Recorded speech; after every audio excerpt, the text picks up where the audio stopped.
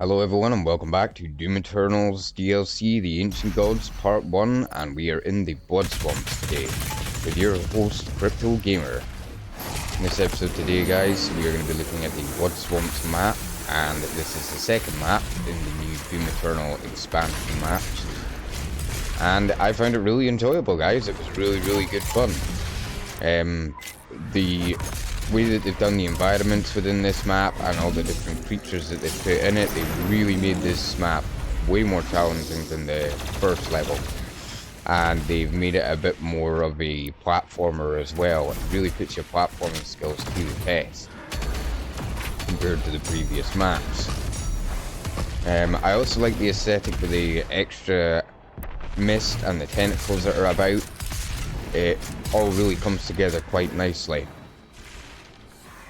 So when it comes to this map, guys, you can do it quite parkourish, or you can just run about in the bottom swamps. I really like the fact that they put the giant tentacles in as well. It's sort of a middle finger to the fans, because a lot of people really did not enjoy fighting these tentacles in the original game. I didn't mind fighting the tentacles. I actually found they were quite a nice touch to more ambient and environmental hazard, compared to just like radiation fields or whatever else hiding software did with the first game.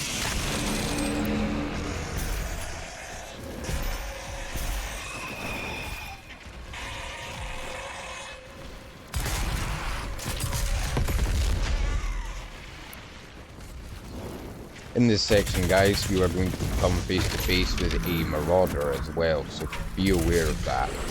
I really like the fungal spores that they put inside the map. They are a good environmental hazard as well, along with the tentacles.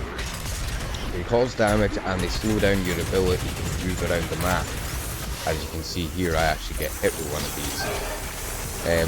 They would be very annoying in a fight if there was more of them clustered together. I do like the fact that they space them out a fair bit, which is handy. So you're going to do a hop, skip, and a jump up to here, and you are going to try and fire yourself over that ledge there.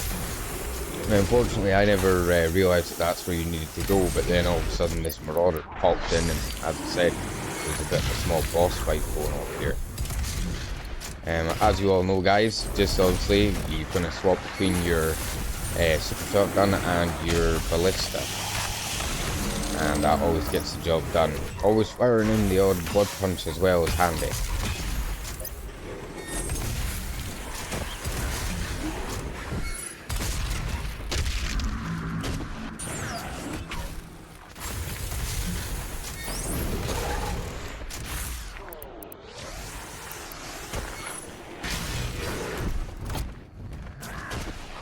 As you can see, I'm not too handy with the ballista. It's taking me time to actually get better with the ballista cannon.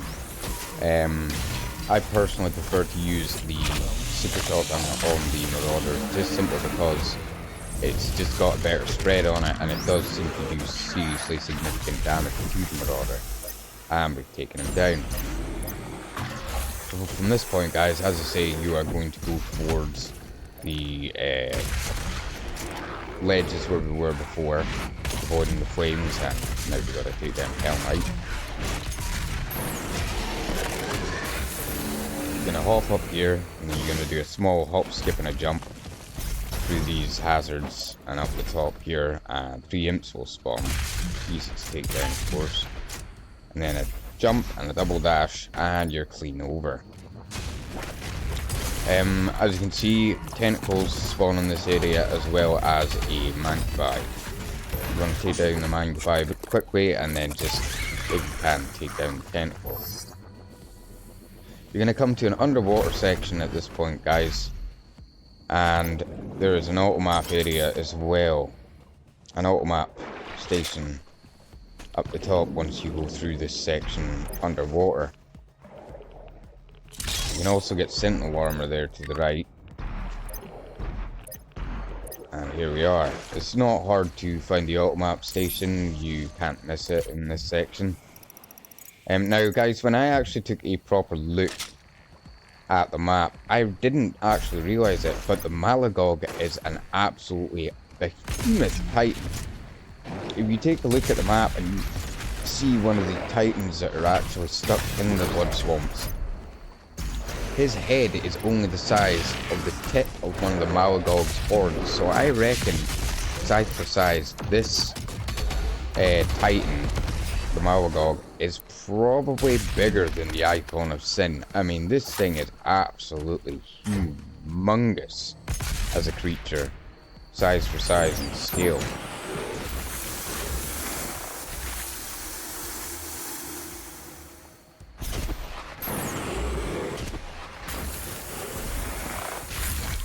As you can see, guys, there are plenty of bits of platforming to do to get through into the next sections before you find skull keys to open the doors. That opens the door for the last segment that we were at, and you're basically going to just hop back over and through again once you've taken down several more demons. You just hop back down, and that is you. You're back through into the next section. In this section here, guys, as you can see, there's the horn of the Malagog which, according to our in the data, background should there. be on the He is crest an of a mountain just absolute beyond this beast. altar. That is the origin of the Father's realm.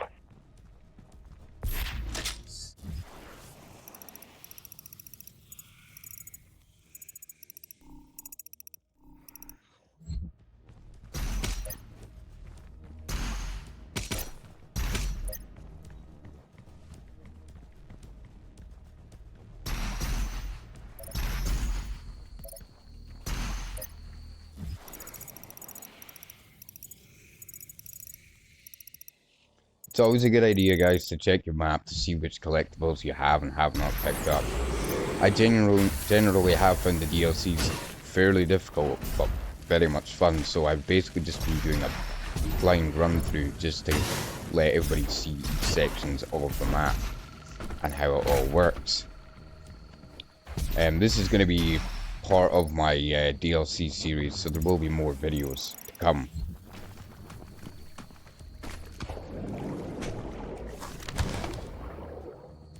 And there we go, I managed to pick up another piece of lore that I'd missed through swimming earlier on.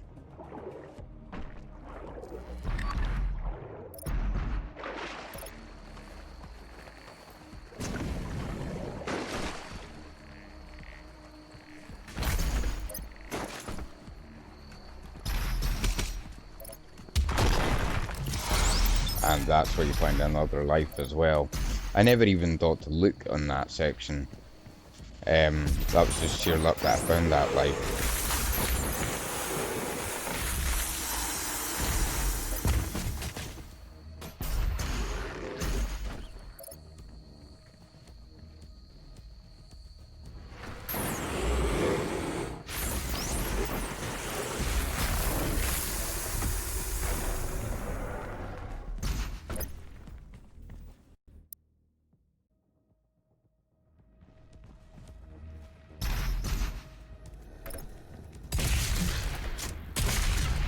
This section where the Malagog is will become a boss fight at a later point within the level, but basically you're just going to hop back through and go into the next segments of the map to take down more demons.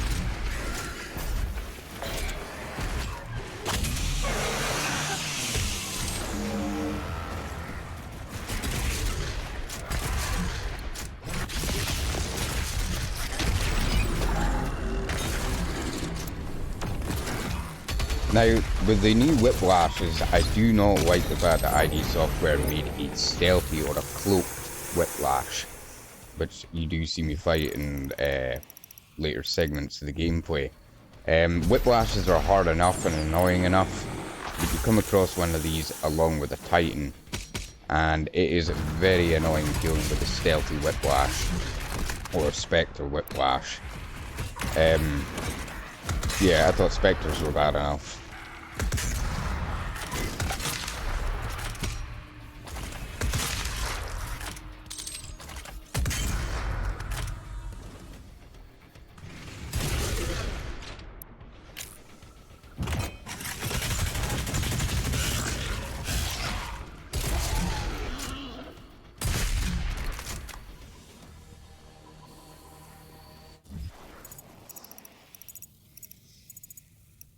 Now you have to watch, this is a tight bit of platforming, and there is a turret in this section as well that can really do a lot of damage to you. It took me quite a few attempts to actually get through this segment, so it's not easy, but still fun. As you can see, I try and take down this turret by standing above it. If you stand too close to the turrets, or you keep your reticle on the turret for too long, the eye will actually pop in. The AI seems to know. So you want to make sure that you're above it and you don't fall below it like I did here. A BFG or something heavy duty can do damage, but not usually.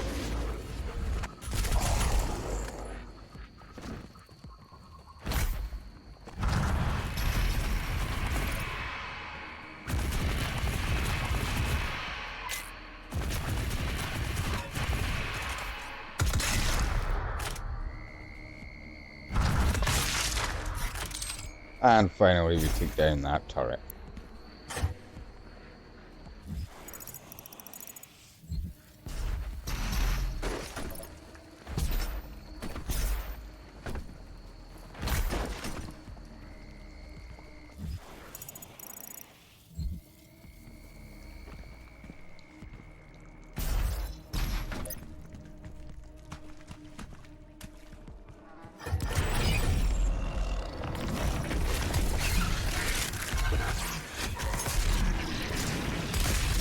As you can see, a buff totem has been spawned, guys, so you need to find this. It should be in one of the back rooms here, as you'll see in a moment.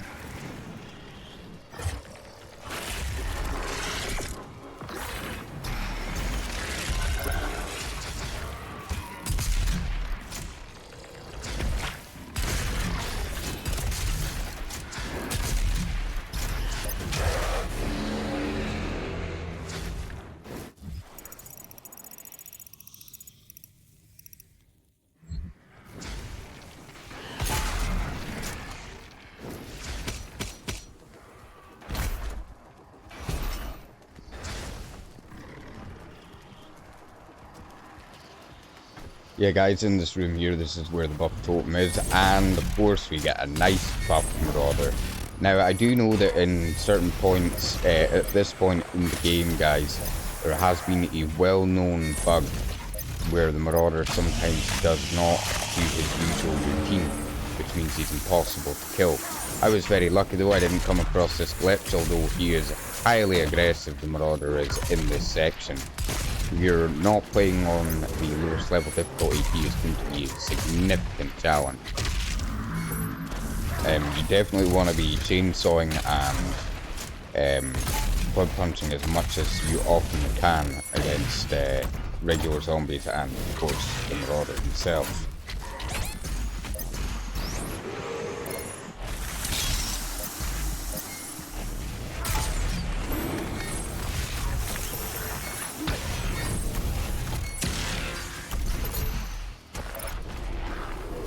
And finally we took down that marauder pretty good, and we got access to the buff totem and took that down.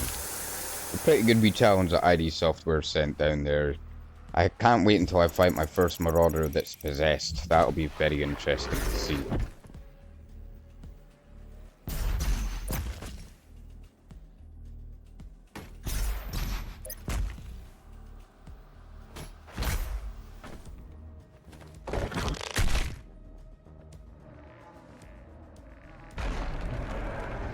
Once you hit that switch, that will lower the cage guard down so that you can then use the block and punch it across.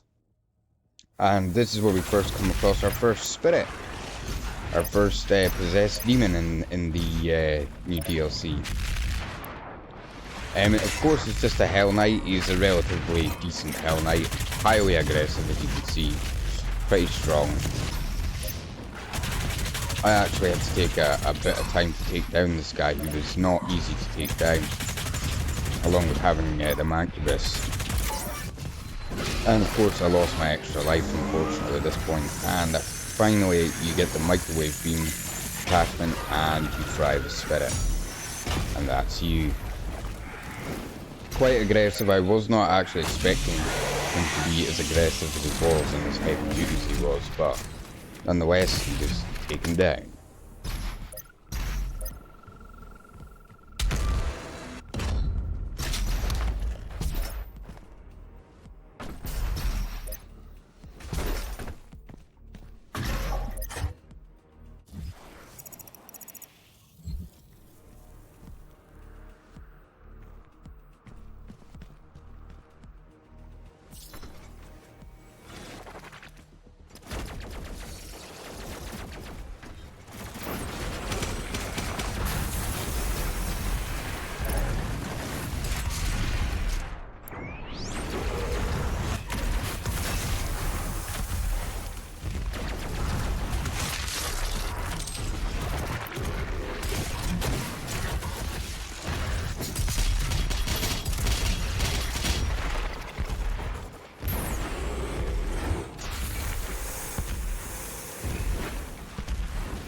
As you can see, they put more mechanical hazards out, such as the flaming ball chain things that you're seeing there.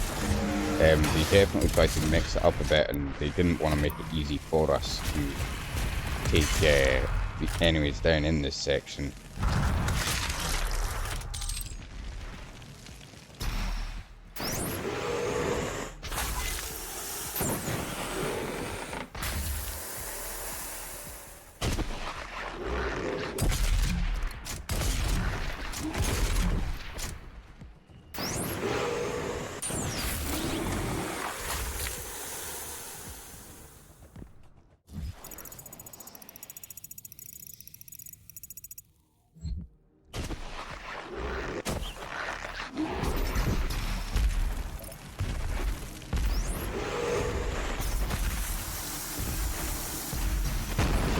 And you take down that bridge, and it falls, and you can go into the next section of the map, guys.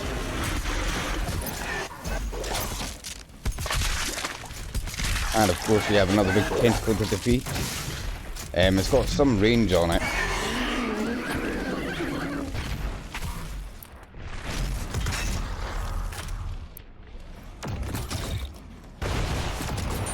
And of course we have a nice Doom Hunter to take down at this point.